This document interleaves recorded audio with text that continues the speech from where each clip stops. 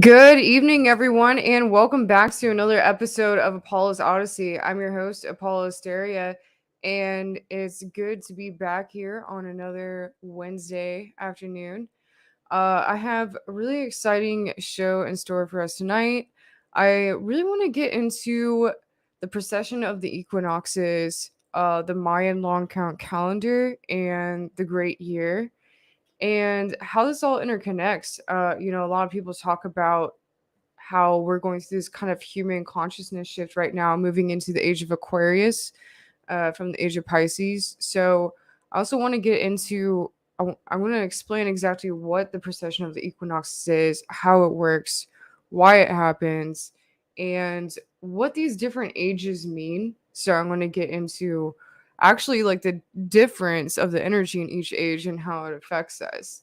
So I'm really excited about tonight's show. And obviously, we did finish in around 2012, we finished the 26,000 year cycle of an entire great year. Because obviously, the end of the great year ends in Pisces, because Pisces is the last sign of the zodiac. So that's what's going to make this show really interesting. And I'm excited to get into all of this. And actually, so I'm working on a series right now. I have this really amazing project I'm working on. I don't want to get too into it, but some of the subject matter will be in the first episode of the series that I'm working on. They'll be on a really amazing platform. I'm not going to say too much about it yet, though, because I don't want to jinx it. But I've been working on some scripts. I'm having a lot of fun with it, and it feels great. It feels really good. It's something I've been wanting to do for a long time, and this is, something I'm writing, scripting, filming myself. So it's definitely very exciting. So I do have some conferences coming up. It's possible I may be at this Project Veritas thing in Miami at the end of this month. I'm not quite sure about that yet. Not 100%, but about 75% sure. So that'll be really awesome. Besides that, I have the Conscious Life Expo coming up the first weekend of February. I believe it's the first weekend of February. It's the weekend of February 4th. So I'm assuming that's probably the first weekend of February. And for some reason, if you go to the Conscious Life Expo site, I don't know why they don't have my photo up on the speaker lineup. Maybe those were the speakers who paid for advertising, because I guess it's not every speaker is on there. So they had me on earlier in the year, but whatever. So if you do want to find me though, just look in the lecture section on the website. The website is consciouslifeexpo.com, and you can look in the lecture section and find me. I will be speaking Friday 7 p.m. to 7:45 p.m. in Century A, and that is here in LA at the LAX Hilton. I will be giving my usual presentation on solutions for humanity, which is actually the subject matter for the series I'm working on right now. The series will be much more involved. This is usually, I believe, oh, yeah, so this will be a 45-minute presentation. But every time, if you've seen me give my presentation before, every single time I give it a little bit differently, because I'm always learning new things. I'm always adding things, taking things out. Sometimes I just kind of channel whatever I'm feeling at the moment at certain parts. So it's always fun. And besides that, I will be selling my spears at the Conscious Life Expo. So if you would like to get some spears I before I possibly sell out, hopefully, at the Conscious Life Expo, you can help fund my show by going to shamanspears.com.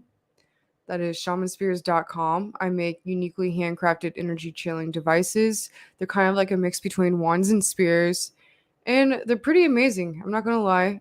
They're really fun to go hiking with. A lot of people I personally enjoy hiking with them. A lot of people will like hang them from hooks on their walls. But besides all of this, like they're actually technology. They're not just art, they're technology. They're filled with copper coils, crystals, magnets, and sand I collect from sacred places around the world down the insides. And the bamboo I collect myself in Topanga Canyon.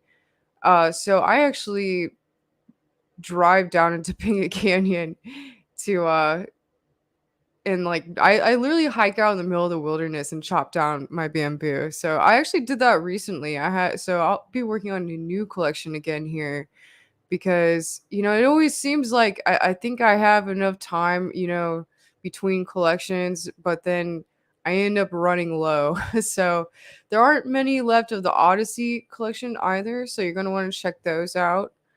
But the newer collection is the Yin Yang collection, and that collection is made for the purpose of balance in these wild times. And they all are painted with black or white, the staff part, and the crystals in them, the properties of the crystals in them are actually very balancing properties. So yeah, definitely recommend checking these out. Again, that's on shamanspears.com.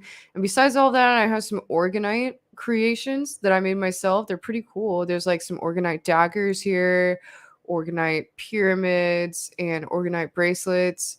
And as I'm sure many of you may know, organite is really amazing because it actually ionizes the energy around it. So if you have it actually helps with EMF frequencies, so they're really great to have in your home. And they also look really cool. So, and I have much more on the site too. So definitely, again, go check out shamanspears.com. I do next day shipping on all orders. Okay, another conference that I'll be attending coming up here will be the Mount Shasta conference. I've been meaning to pull this up on here for a while, and I actually need to sell tickets for this. So, if any of you are interested in going to a conference in Mount Shasta, sorry, I'm trying to find it here. Oh, here it is. Let me know because I have to sell 3 tickets. So you can contact me through the contact section on my website at info@apollasteria.com, or the contact section on my website, apollasteria.com. And that by the way, the links to my website and to my Shaman Spears site are both in the links below the video if you're watching here on YouTube. If you're listening on Aftermath, please subscribe to my YouTube channel because I'm actually almost at 5,000 subscribers. So everyone out there, tell your friends, help me get there. I've been working very hard for basically a year now. I guess I've been doing this show for a little over a year now. So it's been a lot of hard work. So I'd really appreciate if you guys help get me that 5,000. I believe I'm at 4,962 subscribers right now. So pretty cool. But anyway, so the Mount Shasta Summer Conference is at thepromisesrevealed.net. Okay, maybe I should go to the events section here.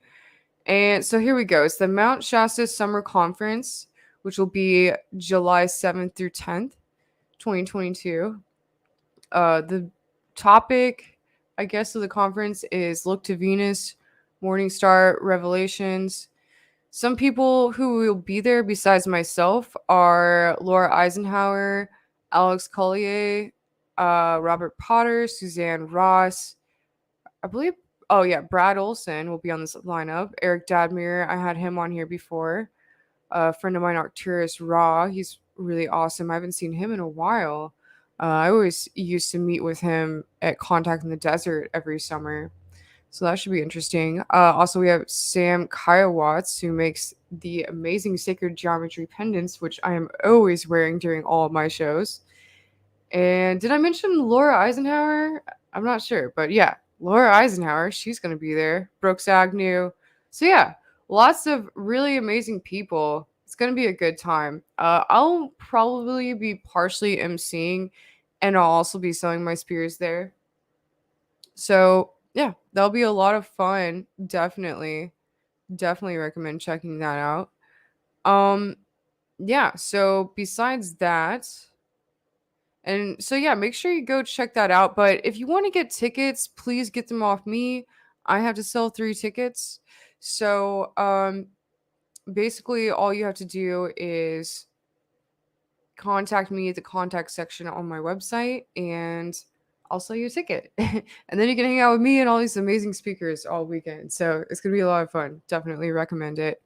And this is a long time in advance. So I know no matter what's going on, lockdown wise, like LA is usually pretty bad for that. Who knows what's gonna happen? Things seem to be getting crazy again out here. But Northern California, basically the whole rest of California, besides Sacramento, LA, and San Francisco, always seems to be pretty chill in regards to all of that. So it'll definitely be going on. So I'm really excited. I haven't done that particular conference, but I know last year it was a huge hit. People were raving about it. I believe it was really one of the best conferences of the year. So definitely recommend checking it out.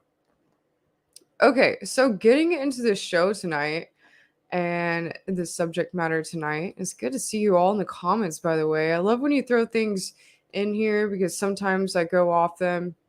So thanks so much. I really appreciate that. If you ever have any 2 cents you want to throw in the comments, I might bring it up. All right, so the precession of the equinoxes. So this is a topic that is really fascinating to me and has been for a very long time. Because the human consciousness shift goes right along with this. And there's so much when you're looking at the ancient world, ancient temples all around the world from like every culture, like India, Egypt, the Mayans, like they all have these temples that really they're very focused on astrology and astronomy and how the stars and these cycles are affecting us energetically. And I'm sure a lot of even if like you're not necessarily understanding of your zodiac sign or the zodiac or astrology, just know that the most these powers that be on the planet, the ones who control everything in the world, they all strongly believe in astrology, so it has to mean something. It has to. So I always say that to people that think astrology is kind of like, I don't know, I think, it really does. These planets really do affect us energetically, and I read a book before that, The Secret History of the World by Mark Booth, which I highly recommend to anyone. It's kind of about the history of secret societies since the beginning of time, and it kind of departs some ancient knowledge. And he really gets into how these planets, they don't just affect us. Like certain planets affect like certain trees and certain crystals, and it's really interesting. It's really fascinating. But the precession of the equinoxes, so I'm going to explain this here right now. I believe this is the Encyclopedia Britannica description. So this is a very official description before we get into the whole astrology aspect of everything here. So the precession of the equinoxes. The precession of the equinoxes is the motion of the equinoxes along the ecliptic, the plane of Earth's orbit caused by the cyclic precession of Earth's axis or rotation. In compiling his famous star catalog, completed in 129 BCE, the Greek astronomer Hipparchus noticed that the positions of the stars were shifted in a systematic way from earlier Babylonian Chaldean measures. This indicated that it was not the stars that were moving, but rather the observing platform Earth. Such a motion is called precession and consists of a cyclic wobbling in the orientation of the Earth's axis of rotation with a period of 25,772 years. Precession was the third discovered motion of Earth, after the far more obvious daily rotation and annual revolution. Precession is caused by the gravitational influence of the sun and the moon acting on Earth's equatorial bulge. To a much lesser extent, the planets exert influence as well. The, the projection onto the sky of Earth's axis of rotation results in two notable points at opposite directions, the north and south celestial poles. Because of precession, these points trace out circles on the sky. Today, the north celestial pole points to within just 1 degree of the arc of Polaris. It will point closest to Polaris about 2100 CE. In 12,000 years, the north celestial pole will point about 5 degrees from Vega. Presently, the south celestial pole does not point in the vicinity of any bright star. Also, moving with this wobble is the projection onto the sky of Earth's equator. This projection, a great circle, is called the celestial equator. The celestial equator intersects another useful great cycle, the ecliptic. As Earth orbits the sun, the constantly changing direction from which the sun is viewed causes it to trace out the elliptic. The celestial equator is inclined at 23.44 degree angle to the ecliptic, the so-called obligatory of the ecliptic. Obliquity of the ecliptic. The celestial equator and the ecliptic intersect at 2 points, called the equinoxes, vernal and autumnal. During the course of the year, as Earth orbits the sun, the latter is seen crossing the equator twice and moving from the southern hemisphere into the northern hemisphere, and in September, moving in the opposite direction. The equinoxes drift westward along the ecliptic at the rate of 50.3 arc seconds annually as the celestial equator moves with Earth's precession.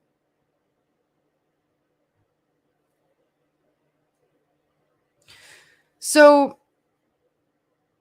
let me just get rid of this here. So, basically, that's what the precession of the equinox means. And so, basically, like I was saying, to sum that up, the Earth has this kind of wobble on its axis that happens very slowly over a long period of time. And this causes the North Star. There's three North Stars that it has. And basically, it moves between these three North Stars over long periods of time. And one way you can tell, so basically, the way the ancient people could tell what part of the precession of the equinoxes we were in, because each equinox, precession of the equinox takes place around like a 2000 year cycle. So basically, we've been in under Pisces for the last 2100 years and are moving into the age of Aquarius now.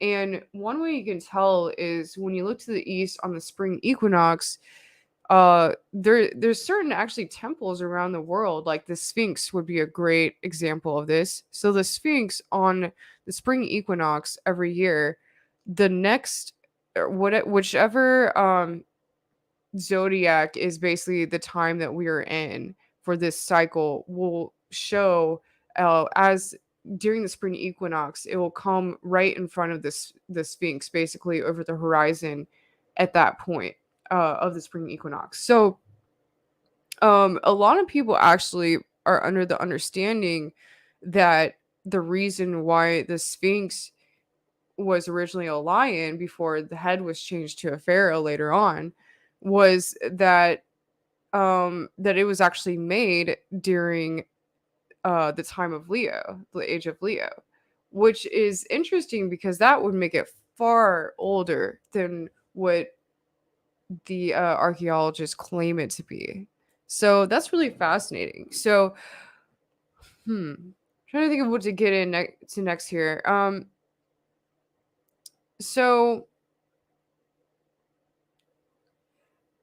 I find this article here really interesting because they actually really get into this Actually, okay, so before I pull that up, I want to pull up some photos so you can kind of see what I'm talking about here. Um, so let me see here. We got 1 second. Okay, so this is what the precession of the equinox is. And again, I said it lasts it kind of varies. People say different things. Like right here it's saying it lasts 25,920 years. Some people say it lasts 2,600 years or 26,000 years. So, but this kind of shows here if you're watching right now, this would be the Earth. Here's the sun, and as it's moving, each time basically we would end up facing on the spring equinox every year we would end up facing a different one. So, but it takes a long time for this to happen. So, before this actually shows where exactly we'd be looking now. So, we've been in the age of Pisces for a very long time, and we're almost ending with that. So right now, Earth is pointing at the very beginning of the age of Aquarius. So this whole cycle takes in 25 basically around 26,000 years. And what's fascinating is Pisces obviously is the last sign of the zodiac. So that means that the Mayans they had their own version of this, but the whole Mayan prophecy uh of basically their calendar ending in 2012, the whole meaning of that was that basically we were ending this whole great year cycle. So we're starting over again.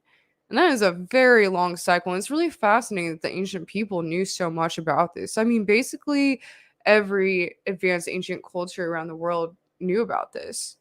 So I find that really fascinating. I mean, they really knew what was going to happen thousands of years in what happened thousands of years in the past and in the future. So I find that really fascinating.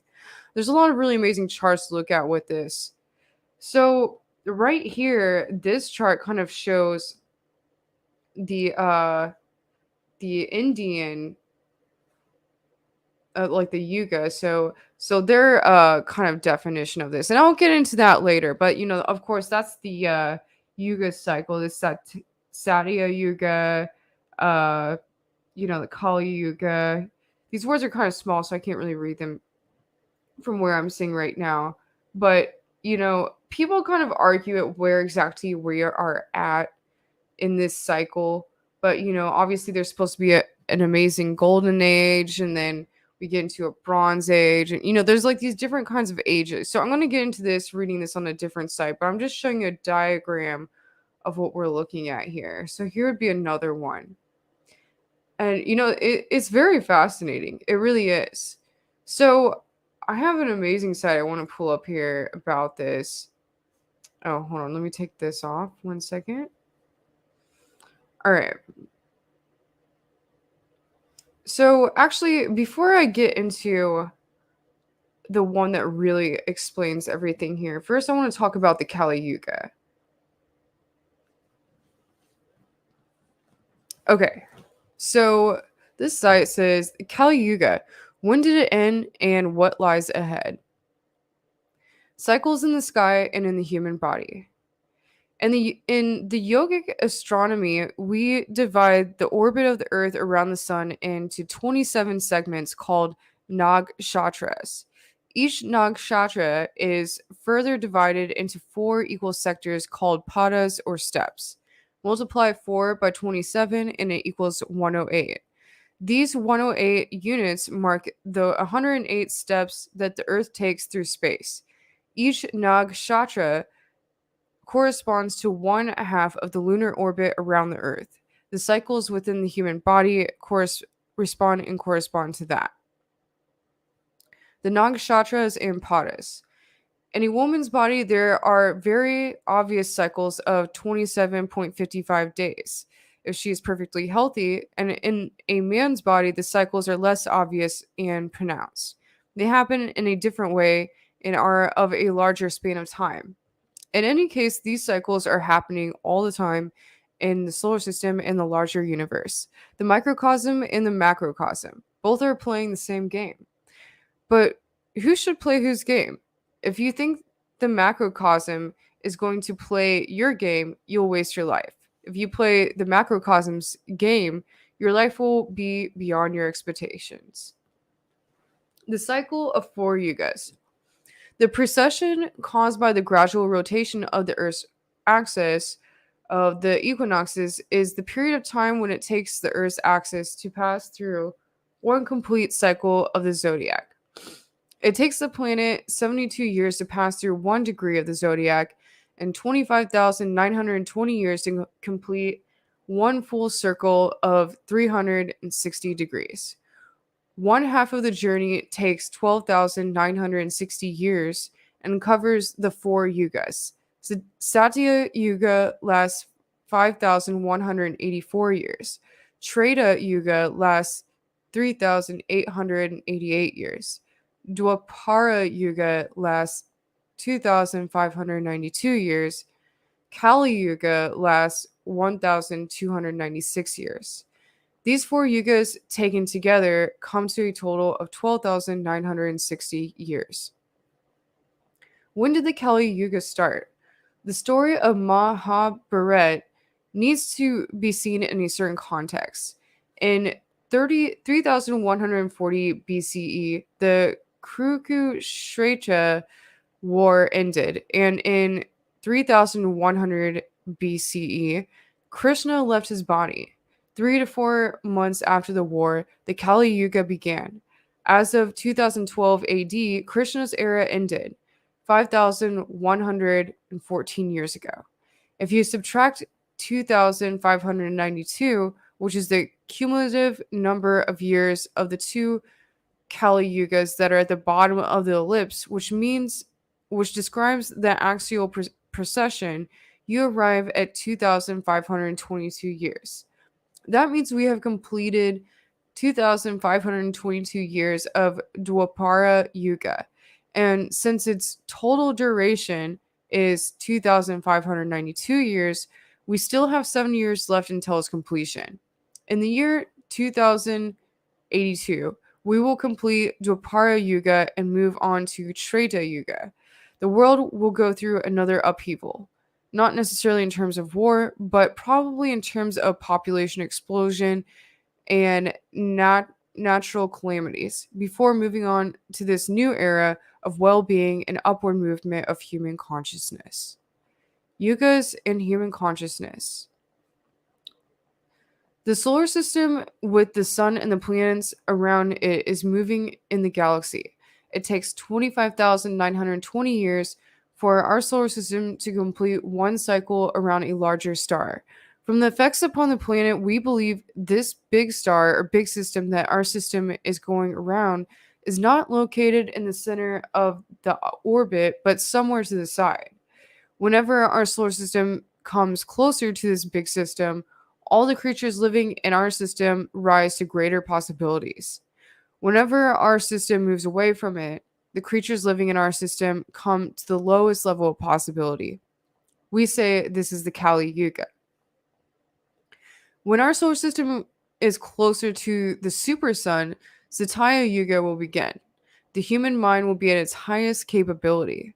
People's ability to know life, people's ability to communicate, people's ability to live joyfully will be at its highest. Or in other words, we will have sensible people. All it takes to live well on the planet is a bunch of sensible people. In Satya Yuga, human ability to communicate will be at its best because the ether will be very close. Right now, the etheric sphere of the planet is raised to a certain point. There was a time when it was much higher. Now it has come a little bit higher. Or, no, I'm sorry, a little bit closer. And when the ether is very close and I want to convey something to you, I do not have to say it. Even when my eyes are closed, you will know what I want to say. When the ether rises a little bit, but is still at a certain distance, if I close my eyes, you will not know. But if I open my eyes and look at you, you'll know what I want to convey.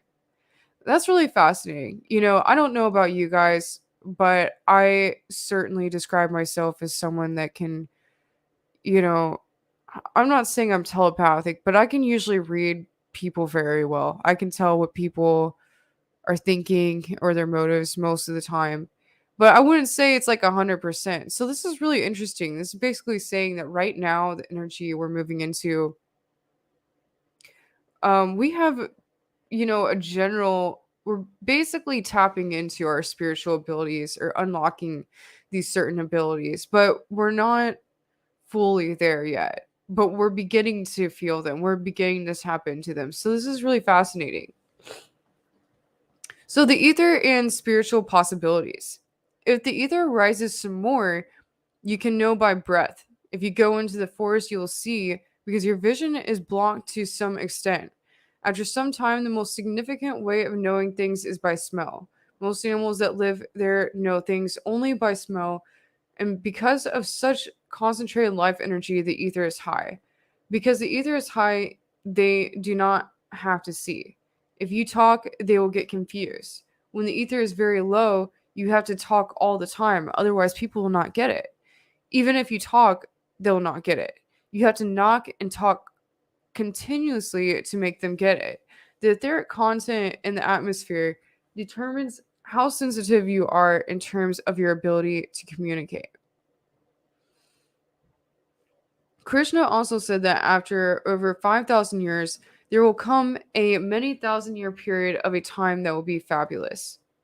At the same time, no matter which time, which yuga, which planetary position we are in right now, still individual human beings can rise above all this.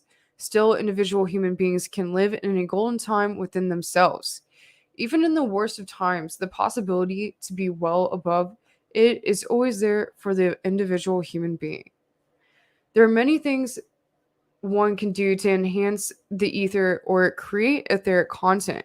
This is why Krishna said in Kali Yuga, which is down there far away from the super sun, the ether will be so slow there at that point. There is no point in trying to teach them yoga, meditation, mantras, or yantras. They'll not get it, and just teach them devotion. If they're devout, they will generate their own ether.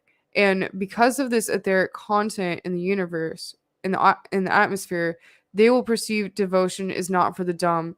But even if you are the dumbest, you can still get it. Thousands of years ago, they said that as the solar system moves closer to the super sun, human intelligence will blossom. As the solar system moves closer, the realization that the whole body and the whole universe are electric structures will come naturally.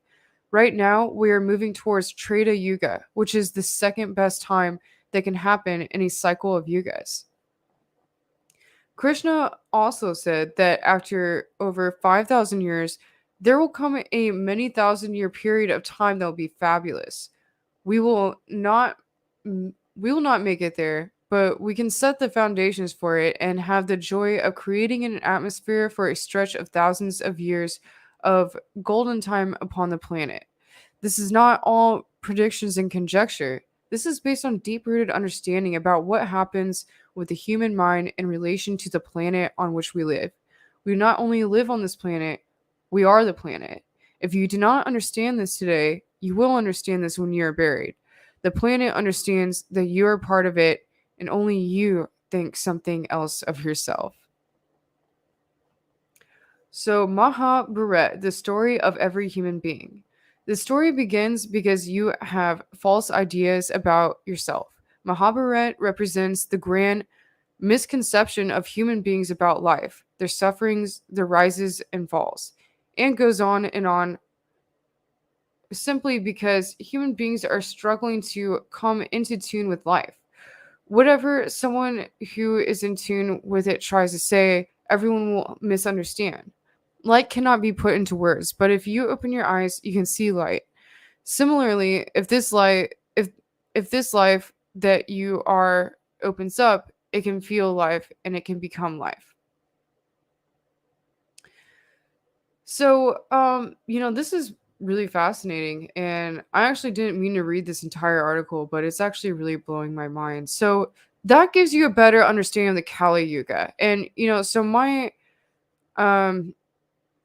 what I was kind of planning with this tonight was going through the different aspects of this cycle. There's the Indian understanding of it.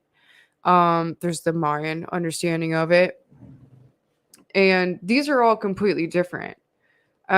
So let me see here. First, I'll get into just looking at time here. I can get into the Mayan understanding of it quickly here. And then I want to get into the good stuff with you guys. So stay tuned. Okay, so how the Mayan calendar works. The Mayans devised the Long Count Calendar, which this is their version of the Great Year, basically. It to last approximately 5,125 years, a time period they refer to as the Great Cycle. The Long Count Calendar is divided into 5 distinct units: 1 day, Kin; 20 days, 360 days, Tun; 7,200 days, Katun; 144,000 days, Baktun. To find the long count date that corresponds with any Gregorian date, you'll need to count the days from the beginning of the last great cycle. But determining when the last cycle began and matching that up to the Gregorian calendar is quite a feat. English anthropologists, I was going to say anthropologist. What does that mean? Sorry. Anthropologist Sir Eric Thompson looked to the Spanish Inquisition to calculate the Mayan to Gregorian date conversion, known as the Thompson correlation. Events that occurred during the Inquisition were recorded on both the Mayan Long Count Calendar and the Gregorian calendar. Scholars then gathered dates that matched on both calendars and compared them to the Dresden Codex, one of the 4 Mayan documents that survived the Inquisition. This codex confirmed the date long thought by Thompson to be the beginning of the current Great Cycle, August 13th, 3114 BC. Now that we have the beginning date of the Great Cycle, let's put the long count into practice. We'll take a date that's familiar to many Americans, July 20th, 1969, the day Apollo 11 landed on the moon. The long count calendar, this date is written as 12, 17, 15, 17, 0. You'll notice that there are 5 number places in the date, reading from left to right. The first place signifies the number of the Baktuns since the beginning of the Great Cycle. In this case, there have been 12 Baktuns, or 1,728,000 days, since August 13th, 3114 BC. The second place relates to the number of Katuns that have taken place. Then it continues to the right with the number of Tuns, Unials, and Kins. In recent years, as the conclusion of the long count calendar approached on December 21st, 2012, doomsday theorists had predicted the worst, that the Gregorian date is denoted as 13,0000 on the long count, signaling the end of the Great Cycle. However, Mayan scholars and natives dismissed the apocalyptic theories, noting that the end of the calendar would be regarded as a time of celebration, much like modern-day New Year festivities. There are also no Mayan inscriptions or writings that predict the end of the world when the Great Cycle concluded. The most notable event slated for the 2012 winter solstice will happen in the sky. And so obviously this article was written before that happened. But, it's really fascinating because, it's crazy that in our lifetime, this entire cycle ended. The whole entire great year that I'm speaking of here, it ended in our lifetime. That is insane. It's really amazing. It really is. It's an incredible time to be alive. So I have one more article to get into, and this is the most fascinating one because I'm going to talk about the differences between these ages and the different energies in them. So I find this site actually really fascinating. I used it for some research recently with kind of putting some things together for this episode I'll be doing for a platform. And so this site is just called medium.com, I believe. But so this is using precession of the ages as a timeline for future history. By studying the precession of ages, it is possible to devise a future history timeline to be used in fiction writing. So this is actually really interesting. I wonder if some authors have done that. I'm sure they probably have. And so again, this shows the precessional circle between these North stars or North Pole stars. Right now, obviously, we're at Polaris, and it moves between Polaris, Alpha Draconis, Vega, and Deneb.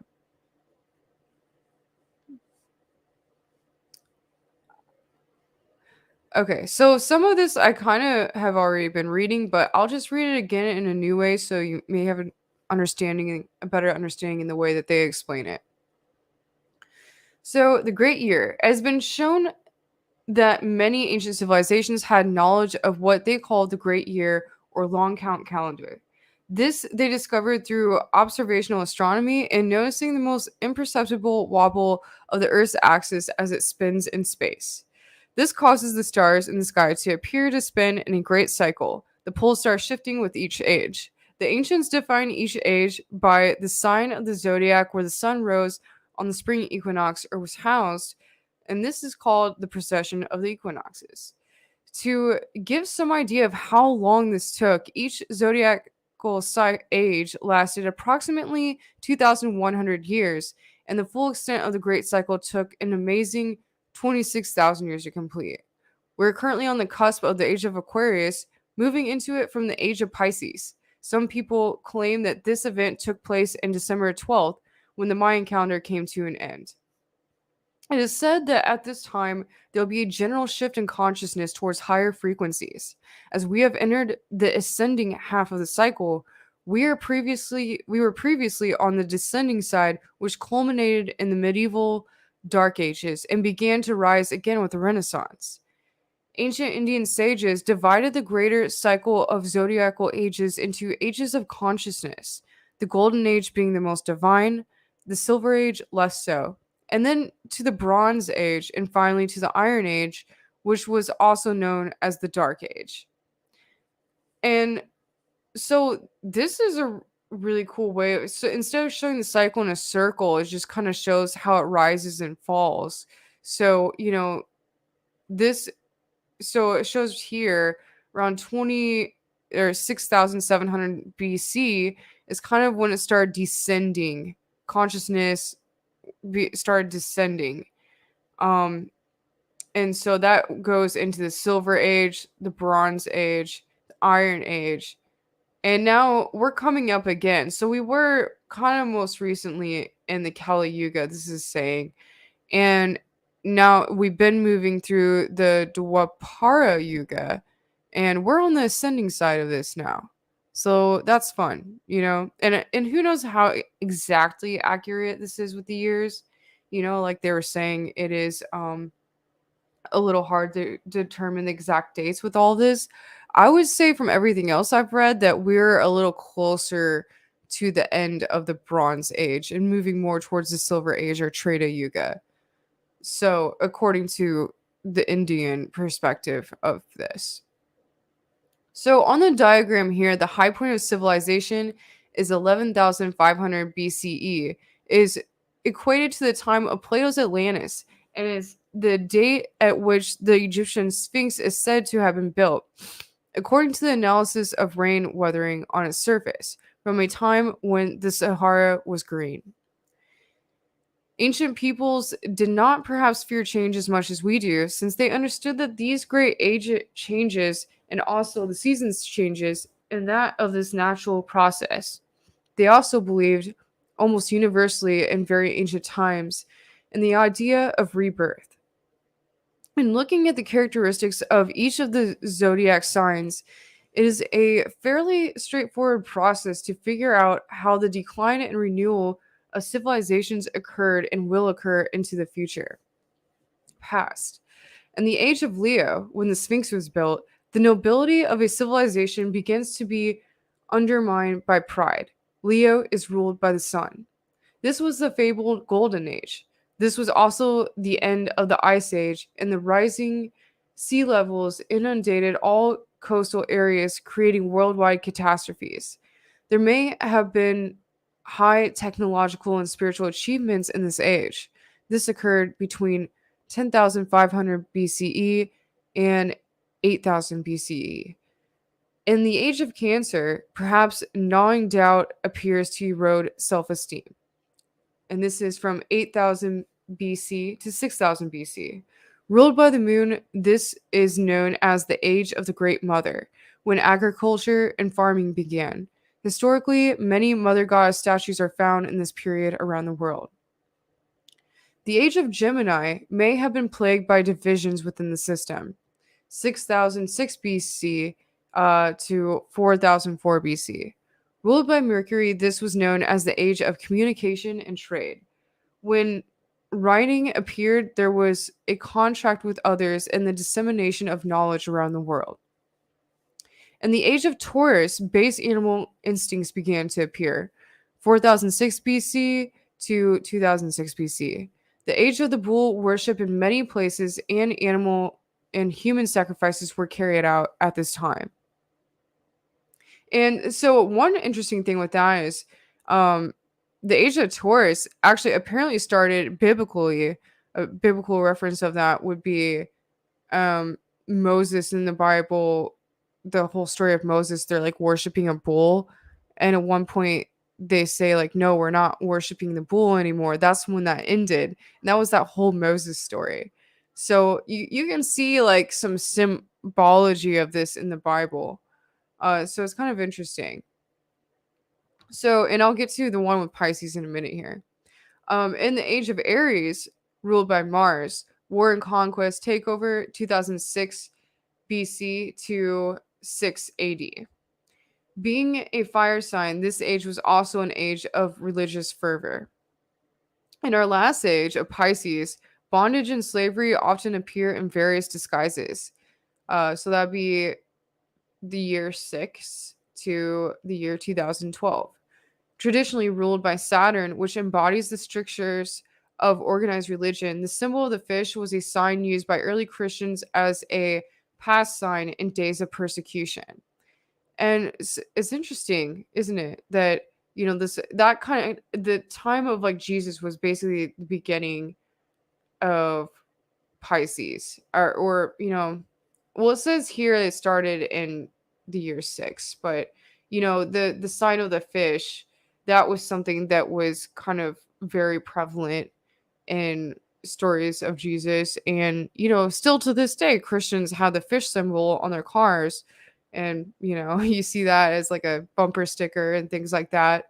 But it actually doesn't make sense now. We're not in the Pisces age now, so that would be represented by the fish. But now we're in the age of Aquarius, or we're still moving into it technically. Some people say we're already there. Some people are saying we're just beginning to feel the effects of it.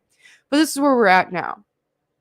So, in the age of Aquarius, the rebellious and open-minded nature of the sign will open the way for new forms of consciousness and awakening. 2012 to 3,500. The age of freedom and, paradoxically, technology. So that's interesting. That's very interesting. So that's where we're at right now. But here, I'll get into the future ones too before we go here very quickly. We don't have much time left here. So Capricorn, 3,500 to 4,600, ruled by Saturn. There may be attempts to constrain consciousness. And Sagittarius will be far-seeking and clear vision, 4,600 to 6,600. Ruled by Jupiter, this will be a period of unlimited abundance. Wow, that sounds nice, doesn't it? We only gotta wait another few thousand years or so. But one day we'll get there. Okay, and then there will be a period of reflection, deep understanding of our place in the universe in the age of Scorpio, 6600, uh, the year or 6600 to 8600. Ruled by Pluto, there may be underground movements arising at this time which oppose the status quo. In the age of Libra, there will be balance and natural instinct, natural justice, like the Mot from of the Egyptians. That is from 8600 to 10600. Ruled by Venus, there will be nurturing love, which will dissolve aggression and anger. To rebirth of our souls, to the rebirth of our souls in heavenly guise with the age of the Virgin Virgo, 10,600 CE to 12,600 CE. And I'm a Virgo, so that's amazing. I like that. Traditionally ruled by Mercury, an age of advanced communication, perhaps with aliens, or divine communications of a more spiritual nature. Please, it says below, please know that this timeline assumes that we don't destroy ourselves before we reach these higher frequencies. Yeah, we should probably take care to not do that. I hope you guys all agree with me on that. So there you go. That was my explanation of the precession of the equinoxes, the great year, the Mayan Long Count Calendar. And, I find this all very fascinating. I hope you did as well. Um, so, obviously we're in this amazing new age right now, and we see the societal systems are breaking down. We see this in a way that has never happened before. And it's like some people, they just want to hang on to this old energy. And if we continue to hang on to this energy, it's just not going to work anymore. These systems, the way that our systems have been, they're not going to work in this new energy. They're just not. So, that's kind of what's happening right now. And it's not a bad thing. It's really not. As long as you can let go and change and work with the new energy, which is amazing, is an energy of co-creation. That's what we're moving into. And this is really fascinating time to be in. It's not the amazing golden age quite yet, but that will happen. But at least we're on the ascending side of the cycle, so we're going back into some higher frequencies, and this is going to be really fascinating to see what happens in the coming years. So I hope you all enjoyed tonight's show. And I'm just looking through the comments here. It's really great to see you all on here. And again, if please let everyone know about my show or share my show if you feel so inclined, because I have actually almost reached 5,000 subscribers. I've been working on it for a very long time, and I'm almost there. I'm almost there. So it's been a long time coming. And yeah, so I've really enjoyed doing this show, and I have a lot of fun with it. I'm excited to continue with this. And again, like I was saying earlier, I have a lot of amazing projects in the works. I will be doing a series for a channel that's going to be pretty epic. So stay tuned for that. I'm really excited about that. And if you would all like to donate to my show, I highly recommend checking out. Oh man, by the way, I just realized I totally forgot to monetize my show for tonight. That sucks. Well, if you'd like to donate my show, again, I highly recommend checking out my shaman spears, which are uniquely handcrafted energy channeling devices I invented myself. Sorry if you've been here since the beginning and you've heard me say this a million times before, but this is really what helps fund me and keep me going. Shaman spears, they are made basically like a mix between wands and spears. They're painted with crop circles from around the world. Some of them range from like smaller wand size to like large staff size. Like this one right here, these two would be examples of more staff size ones, like very tall ones. Or these ones down here. But then I have like, a lot that are much shorter. Like these ones would be some shorter ones. And a lot of them actually have my own organite spearheads and organite ends that I have made on them. So that's pretty cool. Also, again, like I said at the beginning of the show, I have some amazing organite creations, organite daggers, organite pyramids. And again, with organite, it's really good to have around because that's what soaks up all the EMF frequencies. Some of these are maybe kind of more in the way of resin creation. Some of them are more organite. So, but like I said, I do next day shipping on all orders. So, yeah. I hope you all enjoyed tonight's show. Again, also I have I Believe in Humans t-shirts here. This supports my show. I had these designed, and actually on the back it says my show logo, Apollo's Odyssey. So that's pretty cool. I believe there's only like a few left now. There's only 30 of them ever made. Each one of them, they're very good quality, by the way, and each one of them on the side says 1 of 30. So pretty cool. After I get done with this collection, I'm going to make a whole entirely new collection. And what I'm working on with that, I'm actually really excited about. So this is probably going to be coming out soon here, but I plan to start designing some I'm really into Sailor Moon type anime.